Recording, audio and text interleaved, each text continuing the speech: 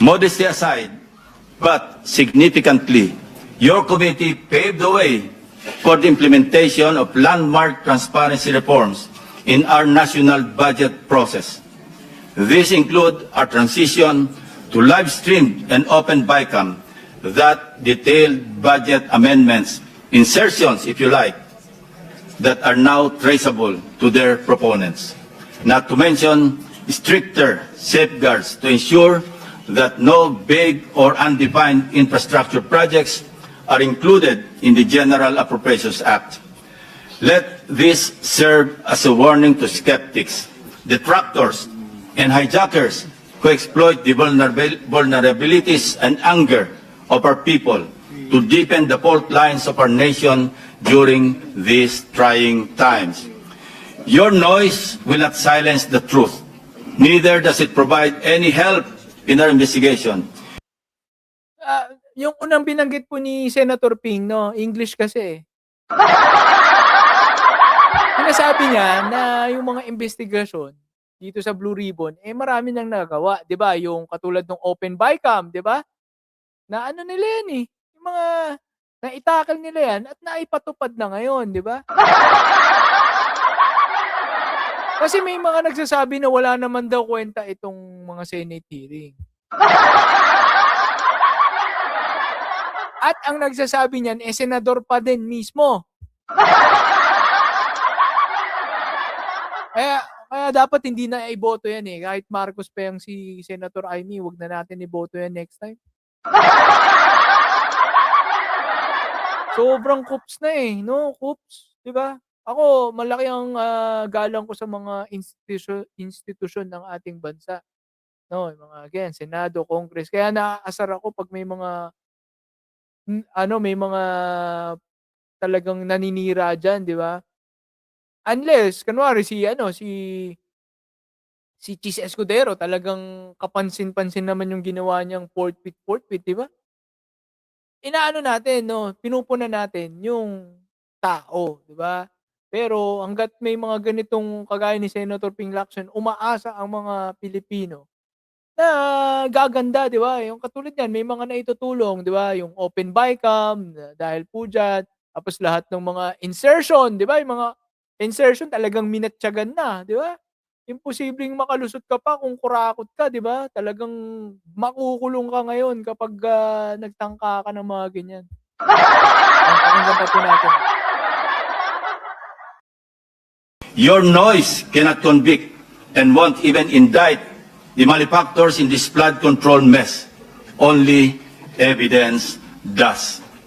Para ipangalandakan ninyo na inutil at walang silbi ang Blue Ribbon Committee is not only insensitive to its members, but an insult to our fellow Filipinos who have consistently followed and monitored our hearings and participated in the trillion peso march.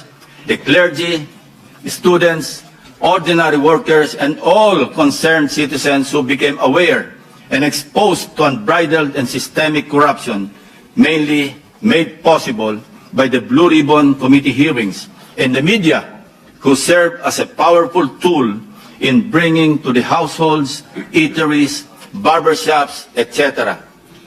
Di ba? Yun nga Kumbaga, kapag sinasabi mong inutil ang Blue Ribbon Committee, para muna nga rin kaming hindi ginalang niyan. Kasi ibig sabihin ba, yung mga naniniwala sa mga napanood nila sa Blue Ribbon, yung mga pumunta sa rally sa 1 trillion peso march, yung mga nanigaw kay Chavit Singson,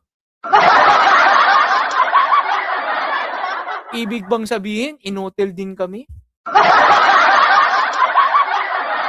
Nakakaasar Namumuro ka na, Senator Amy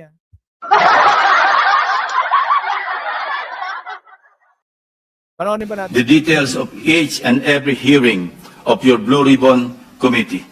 With all that being said, as the chairman of this committee, I say to you, shut the F up. Wow! Kung ako Senator Amy, tatayo na agad ako, tapos alis na ako. Alam mo kung bakit? Lahat ng tao nagtitinginan dun sa malamang pinapatamaan ni Senator Ping Lacson. Pumunta si Senator Amy tapos umalis din yata, hindi man lang yata nagtanong. Nagdalawang isip siguro siya, no? Pati si Marcoleta medyo binabanatan niya iba pero hindi na niya binanatan si Senator Ping Lacson, no? Alam nyo guys, sa TV kasi, sa TV medyo maayos pa Senator Ping, no? Pero siyempre kung ikaw nandoon sa Senado, alam mo na may galit na 'to si Senator Ping, no? Talagang bibinggo ka na dito, no? 'Di ba, hindi lang bago session ng Senate dun sa buong Senate hearing, bago last week, ramdam na nila 'yan, yung init dun sa Senado. Alam na nila 'yan, kaya dahan-dahan. Kudos dun sa mga magagaling magtanong, no, yung tinulungan talaga si Senator Ping at si Tito Soto dito sa Blue Ribbon. 'Yan sila Senator Risa, si Kiko Pangilinan, nakikita mo yung pagkaabogado ni Kiko Pangilinan, yung napaka-concise ng mga sinasabi. Maliit, maiksi lang sinasabi niya pero ang laman, 'di ba? Imbis na makipagtalo ka pa kay Curly Discaya, anong sinabi ni Kiko Pangilinan? 'Di ba, yung mga ganong banat yung alam mo kaya hindi ako nagugulat na hindi ka tinanggap sa WPP kasi dito pa nga lang sa Senado hindi ka nakikipag-cooperate, eh. Yung mga ganong banat hindi na kailangan ng argumento, hindi na kailangan sumagot yung kabilang panig, 'di ba? Kahit si Marcoleta nanahimik dun. Yun yung mga kailangan nating argumento, yung hindi kailangan pahabain yung usapin, 'di ba? Ang daming 'di ba si Marcoleta inaaway yung DOJ. Sayang sa oras, 'di ba?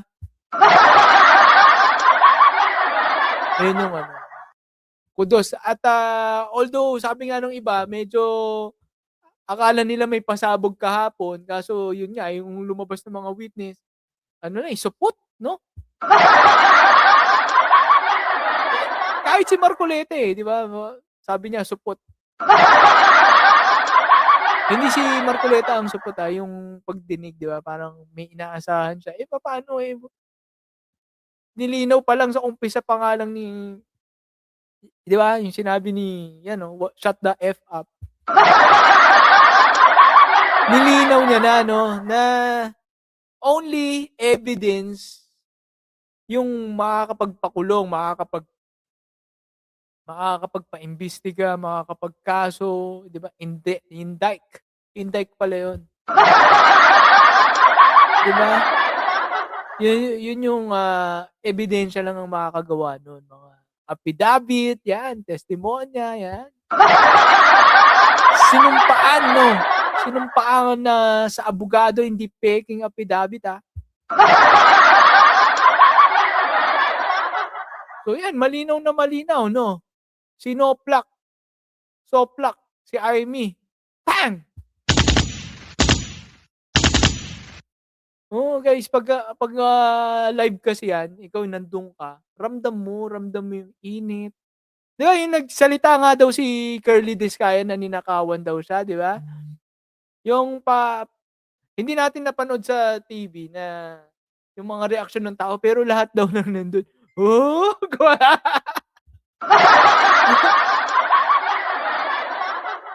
Napaganon daw lahat. Siyempre hindi mo maiwasan yun, 'di ba?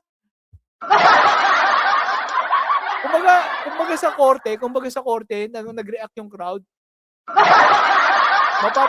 Mapapapalo yung judge ng kanyang tawag doon, hammer, 'di ba? Yung kanyang martilyo. Order in the court. Tug, tug, tug. Order in the court. Silensyo. Kaso hindi nakita dun sa maganda yung mga mic nila, maganda yung mic dun sa sa Senado, yung noise cancellation kaya Kikita mo, tahimik.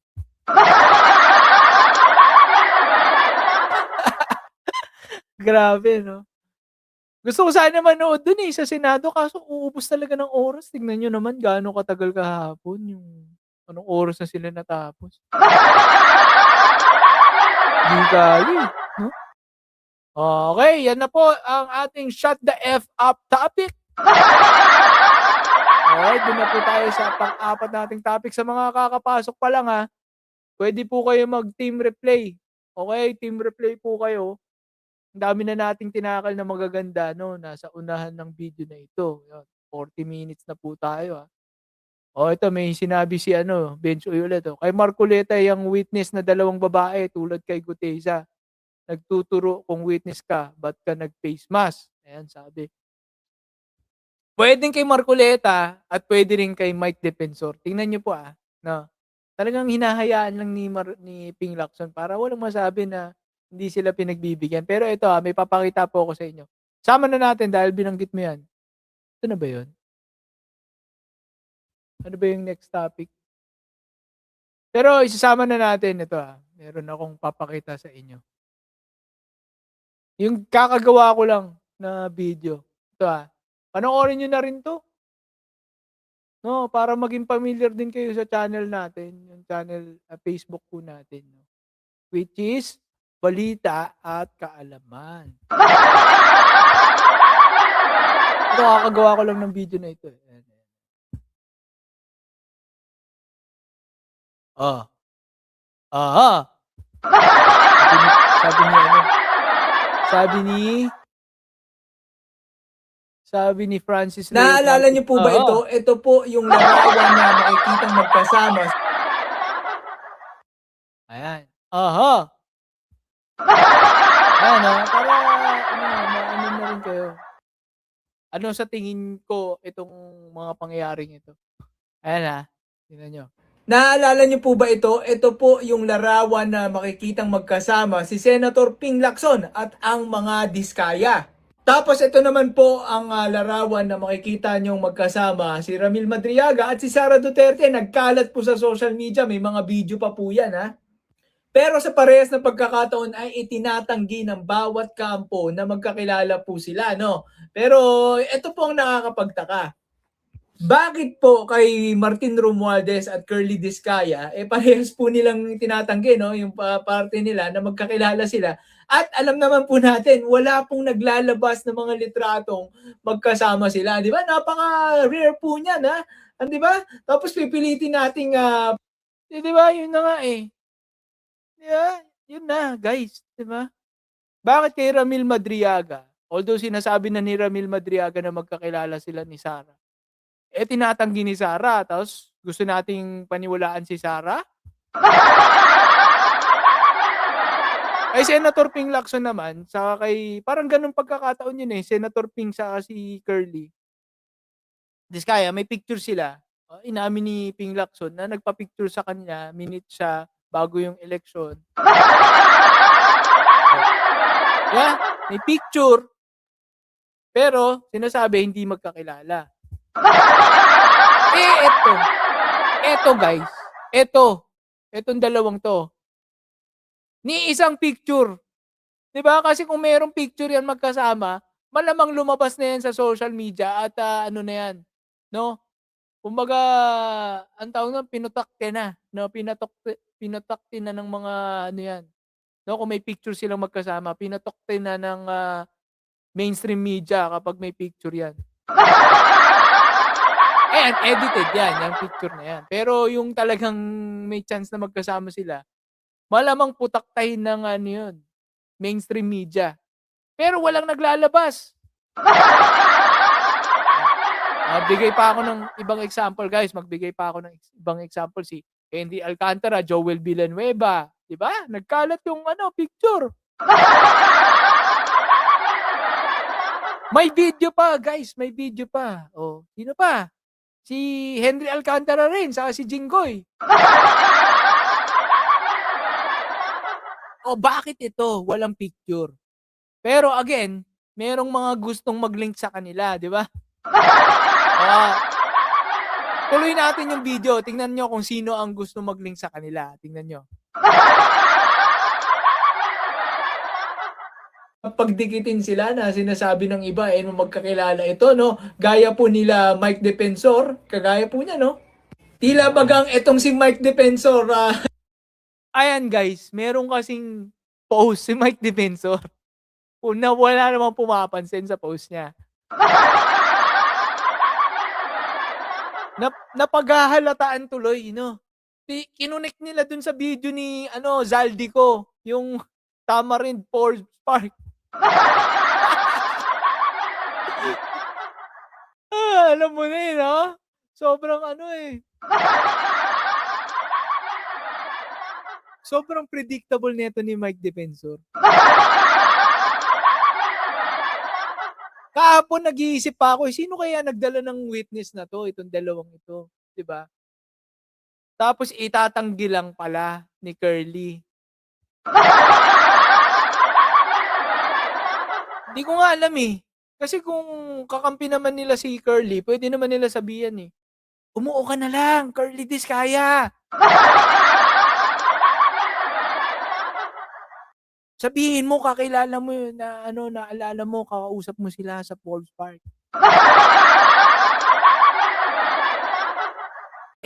Bakit nagkaganon? Ang iniisip ko kasi, ito ang naisip ko lang Ano ko lang to opinion ko lang to Alam nyo naman po, nakakulong si Curly Diskaya sa Senado. At pag nasa Senado ka, hindi mo alam kung nasan yung mga CCTV. Baka kahit dun sa loob ng kwarto ni Curly Diskaya may CCTV, hindi mo alam. Ngayon, paano kapag kunwari pinaabot sa abogado ni Curly Diskaya, meron daw bukas Kunwari lang hindi ko to alam hula ko lang to ewan ko kung ano kayo, mako-convince kayo. Pwede kasing sabihin ng abogado 'di ba? Kunwari pinasabi sa abogado. Ngayon pumunta, meron daw witness, pupunta. Makikita ngayon sa CCTV nagpa-practice sila. Para kasing bahay ni kuya yun at magkakasama po yung iba doon. Hindi naman solo lang sa kwarto si Curly Diskaya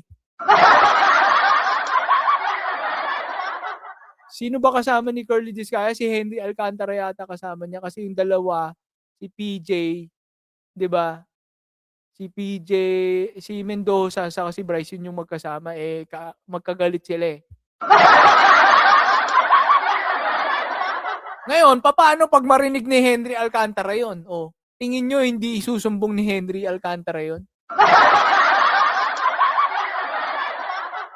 State witness na si Henry Alcantara. Di nyo ako maano dyan. Sabi ko sa inyo, dito lang kayong magpa-follow. Birahan, PH, no? Dito kayo makakita ng malupit na mga pag-a-analyze. So, yun guys, di ba? Baka marinig ni Henry Alcantara. Siguro, hindi na nila sinabi, no? Hindi na nila tinangka na sabihin. At kasi baka mag-practice, magtanong, di ba? Mas maganda, hindi na lang alam, no? Bahala na si Curly. Kasi pag sumagot siya ng oo, ano mangyayari? Edi pwedeng masabi niya na si Romualdez may-ari nun, mga ganyan-ganyan. Pero again, hindi niya kayang patunayan yun, di ba? Paano kung merong mapakitang mga logbook, di ba, sa Falls Park, hindi naman talaga siya pumupunta doon. Sino nag-repair? Di ba kasi sabi contractor sino nag-repair ng bahay? Nung una nga ang sinabi, si Diskaya ang bumili. Tapos ang nagpabili ng property ay si Romualdez. Front lang si Diskaya, tapos na ibang kahapon.